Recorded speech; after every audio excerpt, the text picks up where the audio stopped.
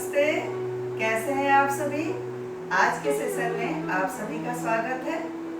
आज मैं आप लोगों के लिए लेकर आई हूँ अनुलोम विलोम प्राणायाम करने का सही तरीका। इसे ऑल्टरनेट ब्रीदिंग प्राणायाम भी कहा जाता है। तो चलिए शुरू करते हैं।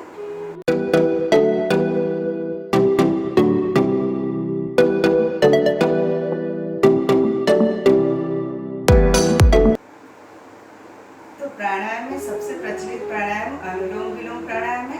बहुत से लोग इसे करते हैं, लेकिन सही तरीका नहीं पता रहने से तो इसमें करने से जो फायदे होने चाहिए वो नहीं मिल पाते। तो आज हम सीखेंगे अनुलोम विलोम प्राणायाम करने का सही तरीका। प्राणायाम का मतलब है प्राण का आयाम, उसका विस्तार, प्राण को रोकना, मन की शुद्धि। प्राणायाम को योग की आत्मा कहा जाता है। जिस प्रकार हम शरीर की शुद्धि के लिए नहाते हैं, उस प्रकार हमें आत्मा की शुद्धि के लिए प्राणायाम करने की आवश्यकता होती है। ये तो हुई छोटी सी जानकारी प्राणायाम के बारे में। प्राणायाम करने के लिए हम कुछ सावधानी की बात कर लेते हैं। जैसे हम बड़े जब प्राणायाम करते हैं तो छोटे बच्चे भी उसका अनुसरण करते हैं। तो 12 साल से छोटी उम्र के बच्चों को प्राणायाम नहीं करना चाहिए। यदि 12 साल से ज़्यादा उम्र का बच्चा है तो वो प्राणायाम कर सकता है। और एक बात, जो दिल के मरीज हैं, जिनको हार्ट का प्रॉब्लम है, वो भी प्राणायाम के दौरान कुंभक ना लगाएं। कुंभक मीन्स जैसे हम सांस रोक के रखते हैं, तो वो दिल के मरीज जो दिल के मरीज हैं उनको नहीं करना है। उनको सांस लेना है और सांस छोड़ना। जो ब्लड प्रेशर के मरीज हैं उन्हें भी कुंभक नहीं करना है, उनको सांस लेना है और सांस छोड़ना है। तो ये जरूरी बातें हैं, इसे ध्यान में रखना बहुत जरूरी है। ये सावधानियां हैं प्राणायाम करने के दौरान। अब हम बात करेंगे हमें प्राणायाम के लिए कैसे बैठना है। तो हम कोई भी मेडिटेटिव पोस्चर में बैठ सकते हैं। मेडिटेटिव पोस्चर मतलब सुखासन, वज्रासन या पद्मासन, किसी भी मेडिटेटिव पोस्चर में हम बैठ सकते हैं। हम सुखासन में बैठेंगे, तो सुखासन में बैठने का तरीका मैं आपको बताती हूँ। मैं सुखासन में बैठी हूँ। सबसे पहले मैं बताती हूँ आपको। सबसे पहले हम दोनों पैर को आगे लाएंगे और इस पोजीशन में हम सबसे पहले बैठेंगे। दंडासन है ये, दंडासन में बैठेंगे। उसके बाद हम राइट पैर को मोड़ के अपने योनि के पास लाएंगे, इस तरह से। ये मोड़ लिया। उसके बाद हम लेफ्ट पैर को मोड़ेंगे, उसको इसके नीचे रखेंगे, इस तरह से। अब हम इस तरह से बैठेंगे और जो हमारा जो हिप का बोन है उस पर बैठेंगे।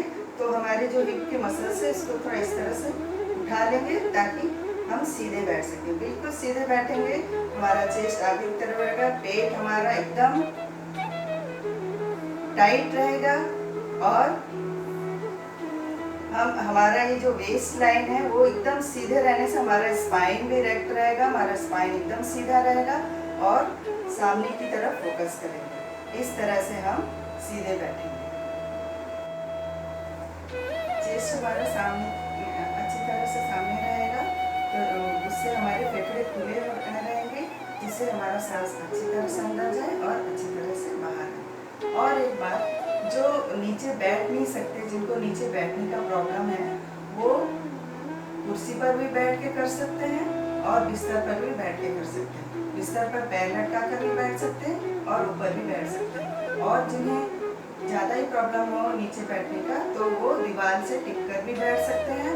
और इस तरह से भी सुखासन में नहीं बैठ सकते तो पैर सामने फैला कर भी बैठ सकते हैं। जैसे आपको कंफर्टेबल हो आप वैसे बैठ सकते हैं, बस आपको कंफर्टेबल लगना चाहिए। अब हम ये जान लेते हैं कि हाथों की मुद्रा को कैसे रखा जाए। हाथों की मुद्रा को हमको रखने के लिए सबसे पहले राइट हैंड, ये राइट हैंड हुआ, इसके इंडेक्स और मिडिल फिंगर को हम अंदर की तरफ मोड़ेंगे, क्लोज करेंगे, इस तरह से रखेंगे। ये हुआ ब्रह्म मुद्रा। इसे ब्रह्म मुद्रा कहा जाता है। इसमें ये होता है कि ये जो जगह है ये हमें नोस्ट्रल को यहाँ पे रखने के लिए हमें ये जगह मिल जाती है। और ये दाएं अंगूठे से हम दाएं दाई नासिका को बंद करने के लिए यूज करेंगे और ये रिंग फिंगर से हम बाई नासिका को बंद करने के लिए यूज करेंगे। और लेफ्ट हैंड को हम चिन्ह मुद्रा में रखेंगे, इसे चिन्ह मुद्रा कहा जाता है। इसे चिन्ह मुद्रा में, लेफ्ट हैंड को चिन्ह मुद्रा में रखेंगे। ये हुआ ब्रह्म मुद्रा और ये हुआ चिन्ह मुद्रा। नाड़ी शुद्धि होने के बाद ही प्राणायाम श्रेष्ठ ढंग से किया जाता है। नाड़ी शुद्धि के लिए जो प्राणायाम किया जाता है उसे अनुलोम विलोम प्राणायाम कहा जाता है। जो बिगनर है, जो पहली बार प्राणायाम कर रहे हैं, उन्हें अनुलोम विलोम प्राणायाम से ही शुरू करना चाहिए। अत्यधिक सरल होने के साथ साथ ही आसानी से किया जा सकता है। अब बात करेंगे इसे करना कैसे है। तो अनुलोम विलोम प्राणायाम बाईं नाक से शुरू होकर बाईं नाक पे ही खत्म होता है। एक बार में एक नासिका से ही सांस लेते हैं और दूसरे से छोड़ते हैं, इसलिए इसे ऑल्टरनेट ब्रीदिंग प्राणायाम कहा जाता है।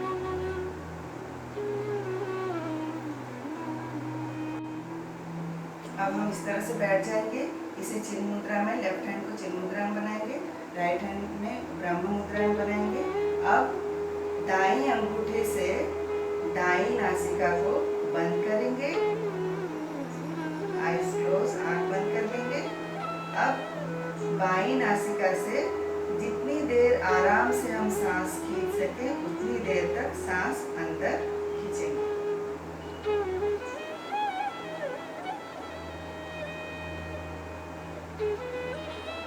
अब रिंग फिंगर से दाईं नाक को बंद कर लेंगे और कुंभक लगाएंगे।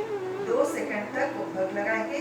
बाद में आप 1-2 ऐसे गिन लीजिए, उसके बाद कुंभक लगाइए। उसके बाद हम राइट नोस्ट्रल से सांस को धीरे धीरे बाहर निकालेंगे।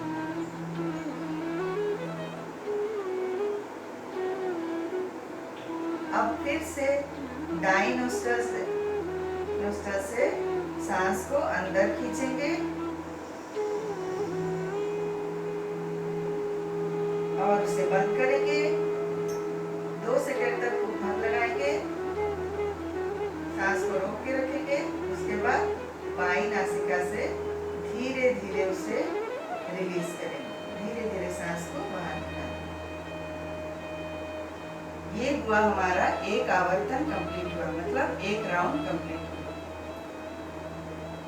इस तरह से हम 10 राउंड कर सकते हैं। जो आज से शुरू कर रहे हैं तो आज 3 बार कीजिए, कल फिर 3 बार कीजिए। इस तरह से धीरे धीरे बढ़ाइए। जो पहली बार कर रहे हैं वो 3 से 4 राउंड करके धीरे धीरे अभ्यास बढ़ा सकते हैं। उसके बाद 10 तक अच्छी तरह से प्रैक्टिस हो जाए तो 10 राउंड तक कर सकते हैं। और आप 10 राउंड तक करने के बाद, यदि प्राणायाम आप 10 राउंड करते हैं, उसके बाद आप थोड़ी देर 2 से 3 मिनट तक लंबी सांस, गहरी सांस लेके थोड़ा सा नॉर्मल सांस लीजिए। फिर आप यदि चाहते हैं तो और 10 राउंड कर सकते हैं।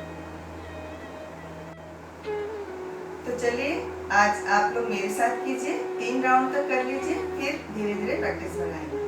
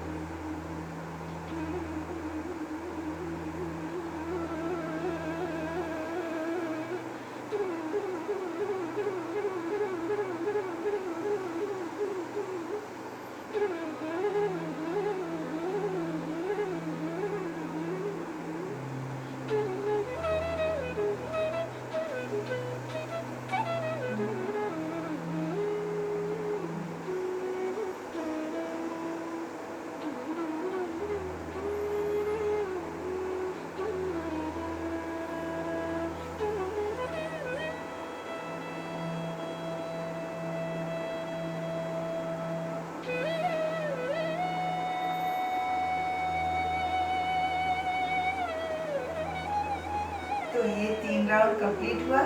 धीरे धीरे हम प्रैक्टिस बढ़ाएंगे, 10 तक लेकर जाएंगे। अब बात कर लेते हैं इसे कब करना है। यदि आप सुबह उठकर खाली पेट ये प्राणायाम करते हैं तो सबसे ज़्यादा लाभदायक है। यदि आप सुबह उठकर पानी पी लेते हैं तो आधे घंटे के बाद ही प्राणायाम करें।